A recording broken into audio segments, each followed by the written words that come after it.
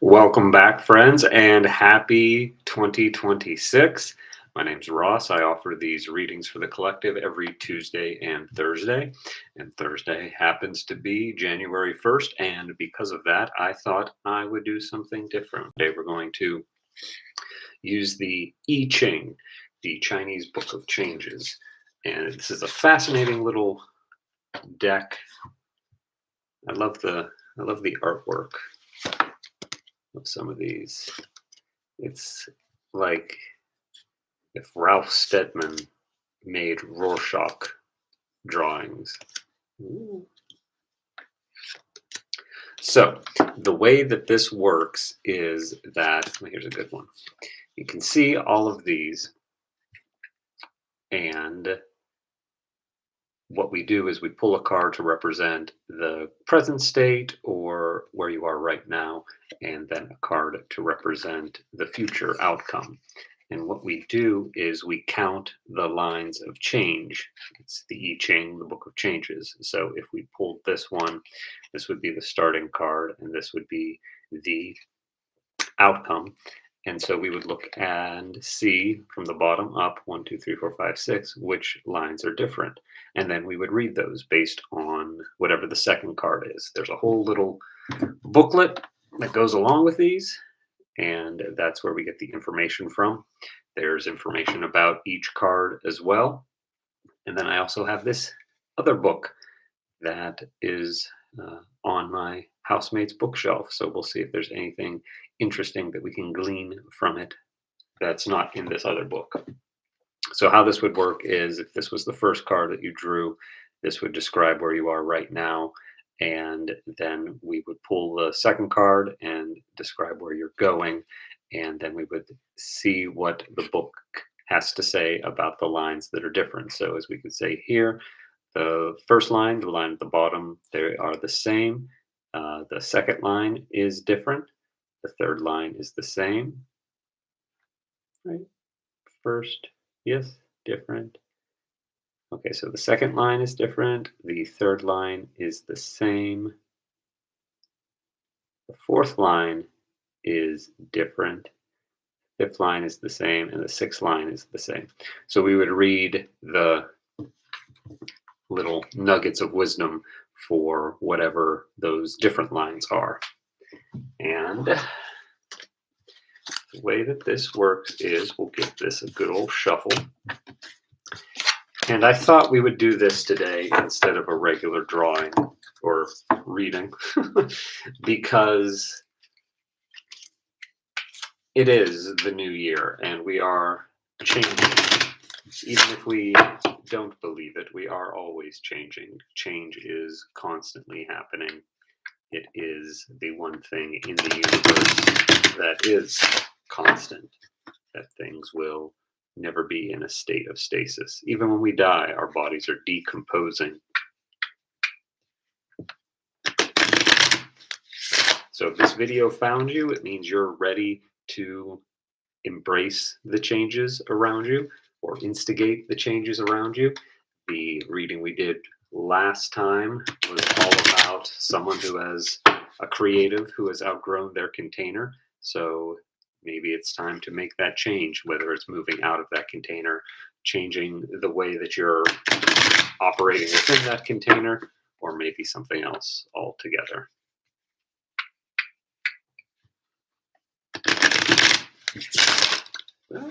And I should say that this is just advice. I'm not telling you how to run your life. I'm not your dad.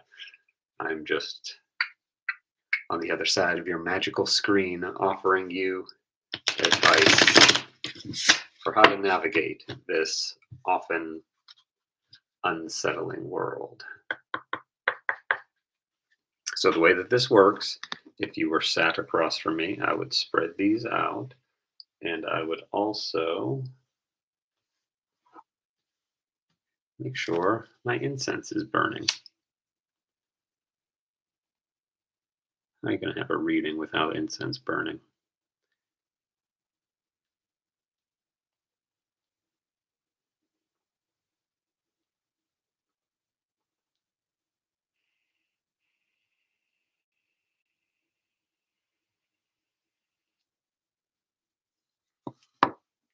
All right.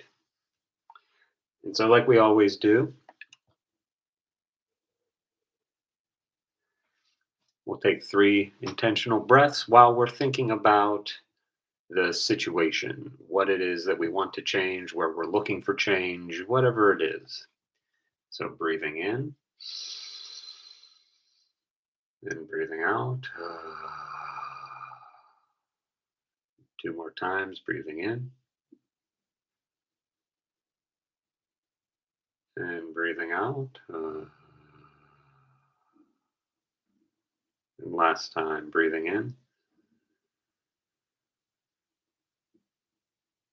and breathing out.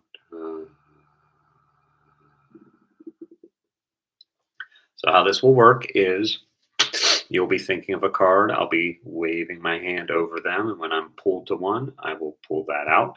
We'll say that that represents your current state or the present. And then I will do that again and find the card for the likely outcome. So just think. You can go ahead and close your eyes if you're not driving or walking and really tune into that question where you're seeking to gain some insight or knowledge.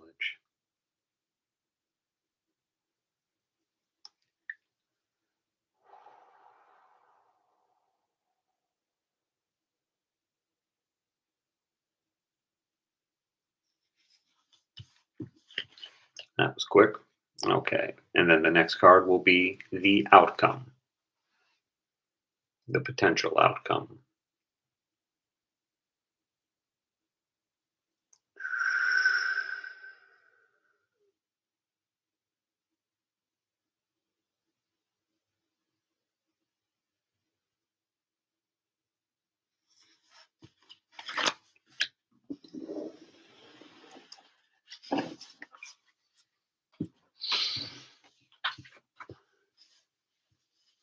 Where do these go? There we go. Okay. So we got current state and the outcome. And like I said, the booklets have a little bit about each of them. So we'll see what the card says. We'll see what the book says about the card. We'll look at the lines of change, and that will be a way that this outcome can come to you. So your current state is number 40.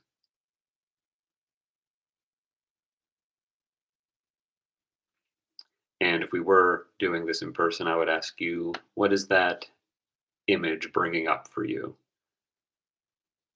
What's alive in you when you look at that image? Number 40, number 40. And these all have great names. And it'll be interesting to see what the difference is. So, this is called liberation. Difficulties are lifted and the tension dissolves. The effects are liberating, but there is one more thing needed to clear away remaining misunderstandings. Just as thunder and lightning relieve the tension in the atmosphere, so liberation releases the soul from fear and constriction. Enjoy your newly won freedom. Don't get tangled up in the past. Forgive all those who hurt. Forgive all those you hurt when you were at rock bottom. Oof, yeah. This will help everyone who is involved.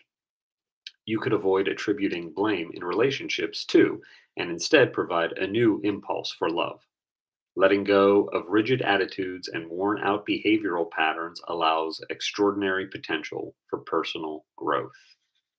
That's great. And that kind of suggests where we were in the last reading as far as once you get out of that place that's no longer fitting you, it becomes a much more freeing experience.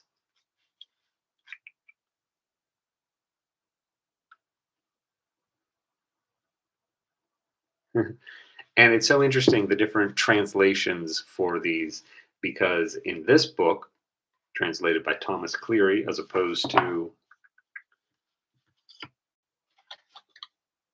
Klaus Holitzka, Liberation is called solution. You can see the same number of this, the hexagram, as it's called, is the same.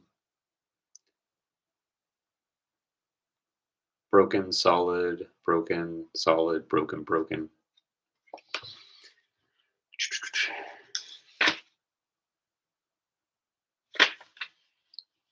For a solution, there is profit in the southwest. Without having gone anywhere, the coming back is auspicious. If there is somewhere to go, it bodes well to be early. Solution involves action because of danger, acting so as to escape from danger. For a solution, there is profit in the southwest, meaning that proceeding onward wins people. Without having gone anywhere, the coming back is auspicious. This means attainment of centered balance. If there is somewhere to go, it bodes well to be early. This means there is something to be accomplished by proceeding onward. With the resolution of heaven and earth, it thunders and rains. When it thunders and rains, the sprouts of fruitful plants and trees all shed their sheaths. The time of solution is very important. That's interesting. Eh, it's kind of like if you squint, it's similar. It's interesting that they both talk about the thunder and the rain and how something about there is something to be accomplished by proceeding onward. So that's, kind of the idea of liberation or liberating yourself from that place that is outgrown you or you've outgrown. So that's where you are right now. You're at that point of stepping forward or traveling to the southwest. How is that going to end up? What is a possible outcome for that? You've liberated yourself, and now what?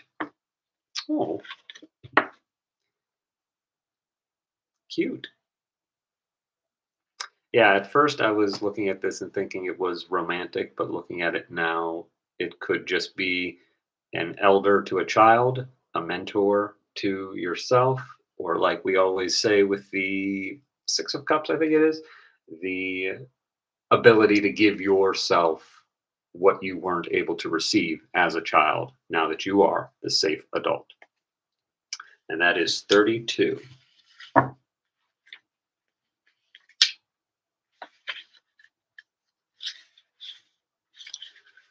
Duration. What merely had influence in the former sign transforms itself here into a lasting unity. In relationships, for example, this sign points to marriage and family. In terms of traditional values, all plans easily allow themselves to become reality. Go back to the tried and trusted methods. Experimentation doesn't pay. It is vital to show stamina as you have to persevere for a long time. Each positive upward trend requires time. It is a constantly regenerating law following fixed cycles. It is just like the seasons in nature, where a fresh beginning follows everything which ends. A lasting effect grows from a set system of change.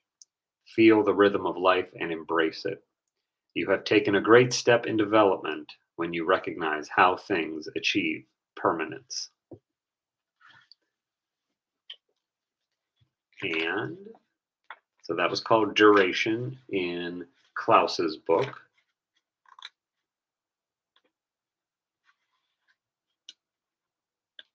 And in this one, it's called Persistence, which is kind of speaking to the message that Klaus was writing about here. Persistence means going on for a long time. Firmness is above, and flexibility is below. Hmm. Thunder and wind form a pair, meaning action in harmony. Firmness and flexibility both respond persistently. When persistence is successful, there is no blame. It is beneficial to the true. This means persisting in the right way. The way of heaven and earth persists forever and does not come to an end. It is worthwhile if there is a place to go. Upon coming to an end, then there is a beginning. As long as the sun and moon have the sky, they can shine forever. As long as the four seasons change, they can bring about development forever. When sages persist in their way, the whole world evolves to completeness. By observing what they persist in, the conditions of all beings in the universe can be seen.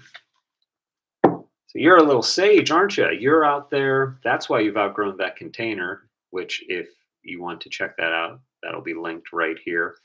Yeah, you've went into that wanting to create, but in that creation, you found that inner source. And now it's time for you to step out of where that's not supported or not understood or not really needed. You know, trying to think of a good example, and like all I'm thinking is like a water park. Like a water park doesn't need a ski slope, right? Even though both involve water to an extent, you don't go to a water park to ski and sled. You go to a separate place for that. It doesn't mean that one is better than the other or one is bad or wrong. It just means that that ski lift doesn't fit in the water park. Whatever you've been doing in that creative container no longer fits, or you no longer fit. And so it's time to move on. And it sounds like it's going to be, if you're able to implement the changes and develop that kind of rhythm. They were talking about the seasons. If you're able to develop that, it will be fruitful and beneficial, not just for yourself, but everyone you're in relationship with. So, how is this going to come about? Well, what we do is we look at the lines of change and see which ones are different. And then we read from card number 32 all the little nuggets of wisdom about that. So, lines 1 are the same, lines 2 are the same, lines 3 are different, lines 4 are the same, lines 5 and 6 are the same. So, it's really only line 3, is that right? Dash, solid, dash, solid, solid, dash, dash. Yeah. And so what we do is we look up line 3 for duration. We don't look up the line over here because this is the present. We're not worried about where we are now. We're worried about where we're going, or we're concerned with where we're going. Line 3. You swing from one extreme to the other. In this way, you lose touch with yourself and with reality. Pay attention to yourself and, above all, work for greater constancy. Otherwise, you set yourself up time and again for the most embarrassing failures.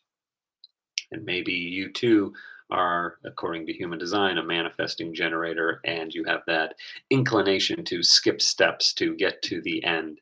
And this is cautioning you to pay attention to yourself and work for greater constancy. And that kind of goes back to one of the books was talking about the seasons and how those are always going to happen. Or what was it? As long as there is the sky, the sun and moon can shine from it. As long as the sun and moon have the sky, they can shine forever. And so let's see what the thing is here. And remember, in this book, this card is called persistence. Yeah, as opposed to duration. Yeah. So let's see what it says in here. If you do not persist in virtue, you may bring a disgrace for that. Even if sincere, you will be humiliated. If you do not persist in virtue, you will not be admitted anywhere. So I was happy to get to read some of these different interpretations of this, but I think I'll stick with Klaus's renderings here. And if we are going off of what we were talking about in the last video, as far as breaking out of the old containers that no longer serve you, then there might be that inclination to swing too wide to another extreme. And again, this is just advice. I'm not telling you how to live your life. I'm just suggesting temperance, comes to mind, the card and the idea of allowing yourself, yes, the freedom to step out of what is no longer serving you, the permission to liberate yourself from the structures that no longer serve you, but to do so with an eye for constancy, an eye for what is coming. 2026 on the time, as I said that. So I think it's great news. I think, you've already, even if you haven't taken the steps to liberate yourself energetically, emotionally, you've already liberated yourself. So chapeau to that. And yeah, if you can find that constancy in whatever it is you're moving into, then it's going to be very beneficial, not just for you, but for everyone you're in relationship with, and not just in a romantic sense, in any kind of relating sense.